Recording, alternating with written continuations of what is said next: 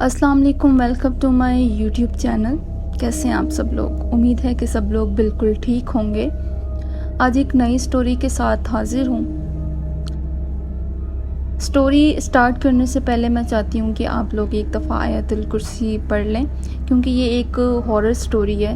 और जब हम हॉरर इस तरह से स्टोरी या बातें करते हैं तो जो चीज़ें होती हैं वो हमारे और भी ज़्यादा करीब होकर बड़े दिलचस्पी के साथ अपनी बातें सुनती हैं। तो चलिए पहले आयतुल कुर्सी पढ़ लेते हैं।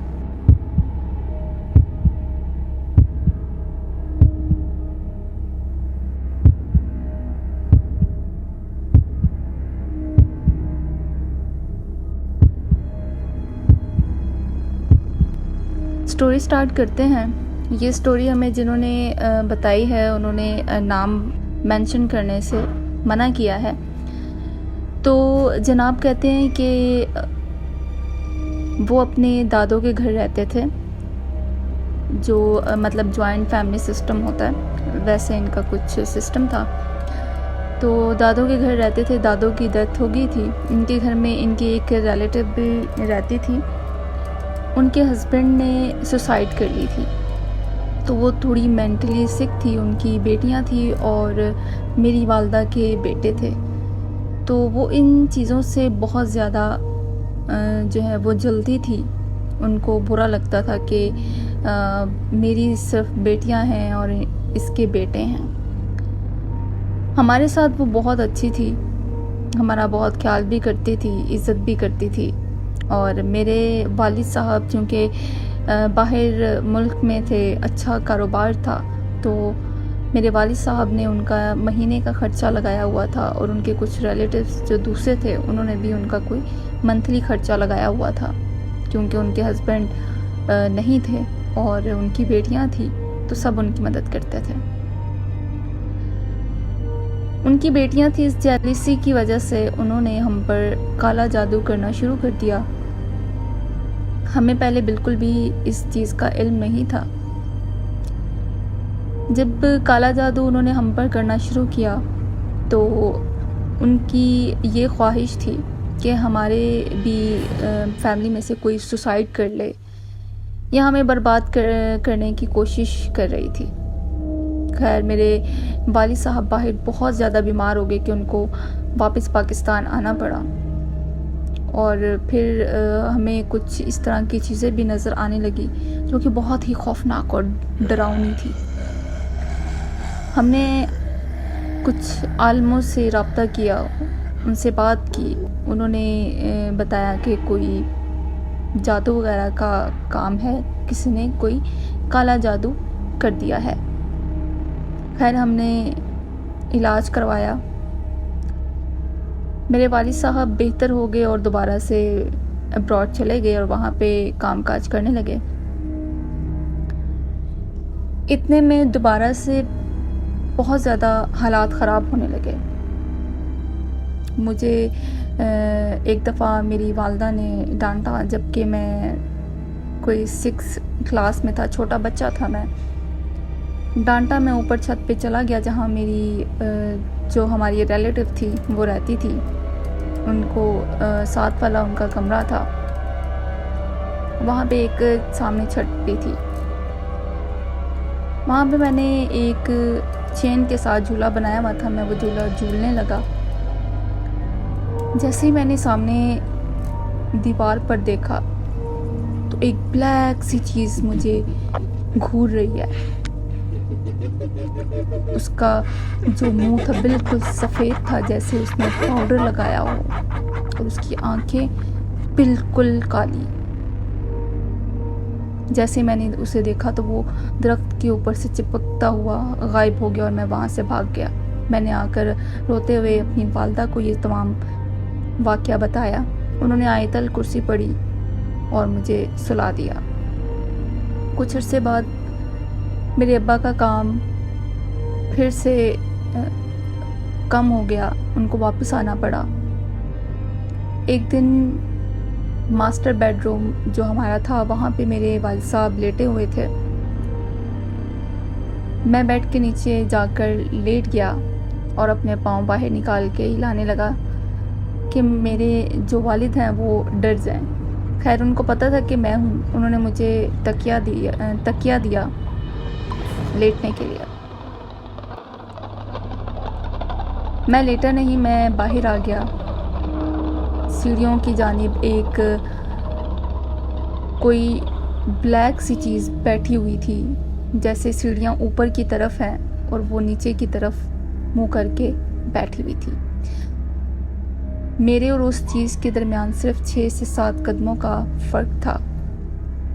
जैसे ही मैं वहाँ गया, उस काली सी चीज़ ने मुझे मुड़ कर देखा। उसकी आंखें बिल्कुल काली, मुंह पे घने बाल, पूरे जिस्म पे घने बाल थे। आंखें उसकी चमक रही थी और उसने मुझे बहुत खौफनाक सी स्माइल दी। जब उसने स्माइल दी तो उसकी चिन फोरहेड तक चली गई और उसकी आंखें बाहर आ गई। मैं देख के बहुत ज़्यादा डर गया और अपने वालिद साहब के पास भाग गया। उनको मैंने सब कुछ बताया।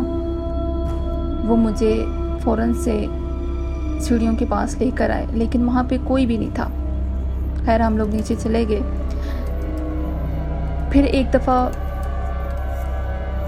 मेरी सिस्टर के कपड़ों पे खून के छींटे आने लगे। मेरी बहन का हम लोग रिश्ता देख रहे थे,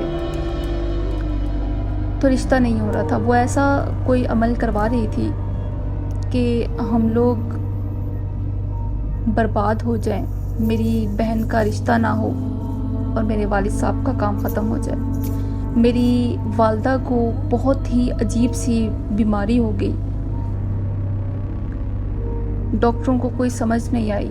दौराने इलाज उनके 6 से 7 ऑपरेशन हुए और वो बहुत कमज़ोर हो गई थी।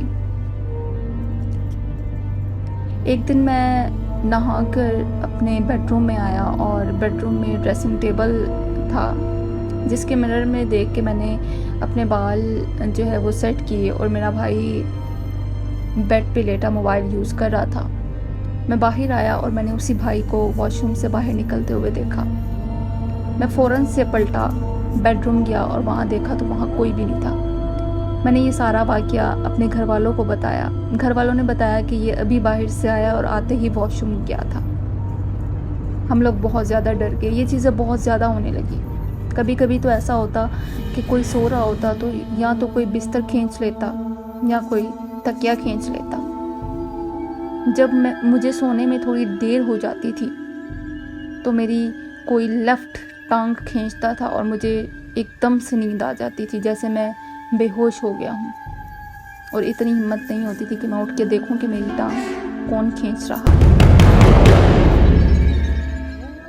मेरे भाई, मेरी बहन, मेरे वालिद के कपड़ों पे कैंची से कट लगने शुरू हो गए। ऐसे लगता था जिसने जानबूझकर कपड़े काट दिए हों कैंची के साथ। हमारी छत पे एक स्टोर रूम था जहाँ पे हमारा पुराना डाइनिंग और कुछ सामान पड़ा था। स्टोर रूम हमने वो छोटा सा बनाया हुआ था, लेकिन मेरा भाई जो इन चीज़ों में बहुत ज़्यादा ब्रेव था, वो स्टोर रूम को सोने के लिए यूज़ करता था। वहाँ पे उसका बिस्तर था और एक टीवी था जिसमें वो मूवीज़ वगैरह देखता था। एक दिन ऐसा हुआ कि मेरा भाई मूवी देख रहा था। मूवी देख के वो सोया। सुबह उठा तो किसी ने टीवी की तार काट दी थी। डेली बेसिस पे इस तरह से होने लगा।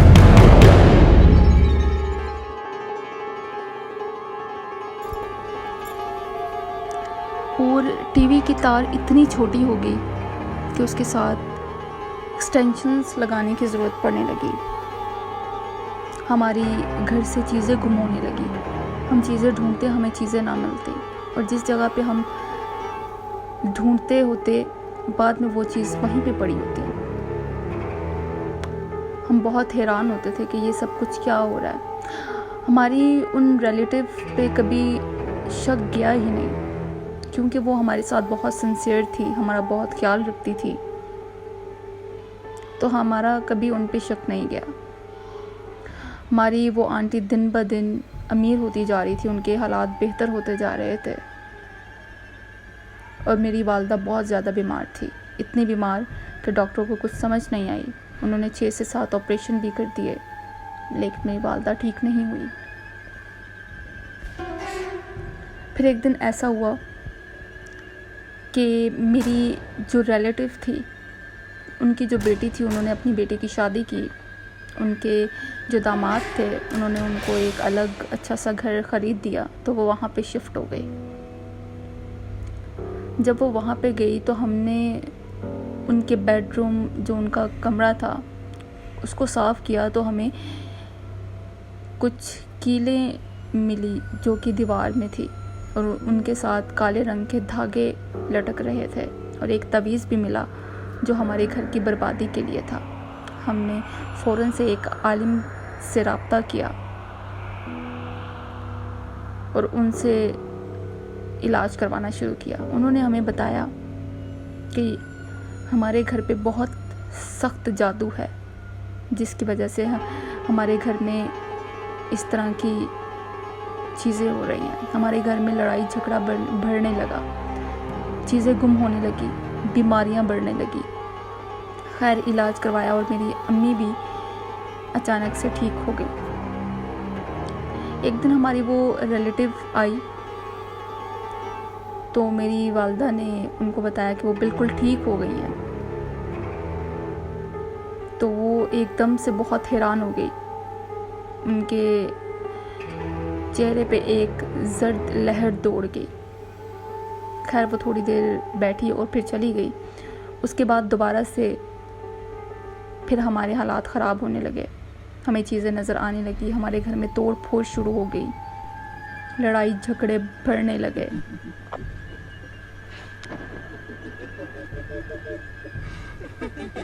एक दिन मेरे वालिद सो रहे थे और वो टीवी देखते थे लेट नाइट तक, और मैं भी उनके पास सोता था। मेरी नींद ख़राब ना हो जाए इसलिए उन्होंने डिसाइड किया कि जहाँ पे हमारी रिलेटिव रहती थी वो वहाँ पे रहेंगे। खैर वो वहाँ पे शिफ्ट हो गए। उनको तकरीबन 15 दिन ही उस रूम में सोते हुए हुए और अचानक उनको हार्ट अटैक हुआ और उनकी डेथ हो गई। मेरी जो रिलेटिव थी वो बिला वजह ज़मीन पे सीमेंट और दरवाज़ों पे सीमेंट लगाया करती थी। मुझे ये सब कुछ इसलिए पता था क्योंकि हमारे घर में अटैच वॉशरूम नहीं था, तो मैं बाहर से इनका ही वॉशरूम रात को यूज़ करता था। तो उनको मैंने काफ़ी दफ़ा इस तरह करते हुए देखा। एक आलिम से रब्ता किया, उन्होंने बताया कि हमारे घर में कुछ तावीज़ दफन है। हमने चेक किया, हमने सारी जहाँ जहाँ पे सीमेंट लगा हुआ था हमने उसको उखाड़ के तावीज़ निकाले। खैर कुछ हालात बेहतर हो गए। फिर मेरी वालदा ने मेरे अंकल से कहा कि ये घर बेच देते हैं और हमें हमारा हिस्सा दे दें ताकि हम कोई दूसरा घर ले लें। एग्री हो गए सब। डीलर से बात की, रोज़ कोई ना कोई घर देखने आता था, लेकिन जैसे ही वो घर देख के जाते थे बाहर जाकर अपना माइंड बदल लेते थे। डीलर्स को भी समझ में नहीं आ रहा था कि ऐसा क्या हो रहा है। हमने अपनी उस आंटी से मिलना जुलना बिल्कुल बंद कर दिया था। ना वो आती थी ना हम उनके घर जाते थे। एक दिन वो बगैर बताई ही आ गई क्योंकि उनको मालूम था कि अगर वो बता के आएंगी तो हम दरवाज़ा नहीं खोलेंगे। मेरी बड़ी बहन जो कि बच्चों को ट्यूशन पढ़ाती थी, उसकी एक स्टूडेंट ने दरवाज़ा खोल दिया और वो अंदर आ गई। वो तकरीबन 5 मिनट के लिए बैठी, कुछ बातें की और बोला बाहर रिक्शे वाला इंतज़ार कर रहा है तो मुझे जाना है, तो वो चली गई। उसके बाद हमारे घर कोई घर भी देखने के लिए नहीं आया कि घर ख़रीदना है। हम लोग बहुत परेशान हुए। हमने दोबारा एक अच्छे और काबिल आमिल से रब्ता किया। उन्होंने बताया कि हमारे घर में 100 जन्नात हैं।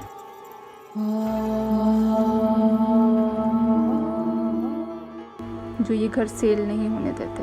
उन्होंने उनसे रुजू की तो जन्नात ने बताया कि वो ख़ुद यहाँ नहीं आए, उनको किसी ने भेजा गया है। जब उनसे पूछा गया कि किसने भेजा है, उन्होंने कुछ नहीं बताया, सिर्फ इतना बताया कि वो इस घर में पहले रहते थे जिन्होंने भेजा है। खैर हमने इलाज करवाया और मकान को सस्ते दामों में बेच दिया। हम दूसरे घर में शिफ्ट हो गए और उसके बाद थोड़ी बहुत चीज़ें होती हैं, लेकिन जो हालात पहले थे उससे बेहतर हो गए। एक दिन उन्हीं आंटी, जब हम लोग उस पुराने वाले घर में थे, तो वो आंटी आई और मेरी बहन ने उनके रिएक्शन चेक करने के लिए ये बोल दिया कि हमें पता चल गया है कि हमारे ऊपर कौन काला जादू करवा रहा है। तो उनके चेहरे पे एकदम सर्द लहर दौड़ गई और वो भाग कर आई और पूछने लगी किसने किया है। मेरी बहन कहती जिसने भी किया है अल्लाह पाक उसको बर्बाद करे, उसको नाकाम करे, ये बोलने लगी। जब हम नए घर में शिफ्ट हो गए फिर हमने बिल्कुल उनसे मिलना जुलना बंद कर दिया और बाकी रिश्तेदारों से भी मिलना बंद कर दिया, क्योंकि वो हमारी खबरें दूसरे रिश्तेदारों से ले लिया करती थी। अब हम अपने घर में बिल्कुल ठीक हैं, कोई ऐसा मसला नहीं है। थोड़े बहुत मसले मसाइल हैं लेकिन हम इलाज करवा रहे हैं, बहुत बेहतरी आ गई है। जब हमने घर बेचा तो वहाँ पे जिन लोगों ने घर ख़रीदा था वो सिर्फ 5 महीने रहे। 5 महीने के बाद उन्होंने भी घर छोड़ दिया। जबकि उन्होंने घर ख़रीदा था तो वो लोग बहुत खुश थे कि इतने सस्ते दामों उनको इतना अच्छा और बड़ा घर मिल गया, लेकिन वो लोग भी वहाँ पे सिर्फ 5 महीने रुके। अल्लाह बेहतर जानता है कि उन्होंने इतनी जल्दी मकान को क्यों छोड़ दिया। हो सकता है उनके साथ भी कुछ ऐसा हुआ हो उस घर में, क्योंकि 100 जन्नात थे, वो थे तो हमारे लिए। हो सकता है उन लोगों को भी कोई नुकसान पहुंचाया हो।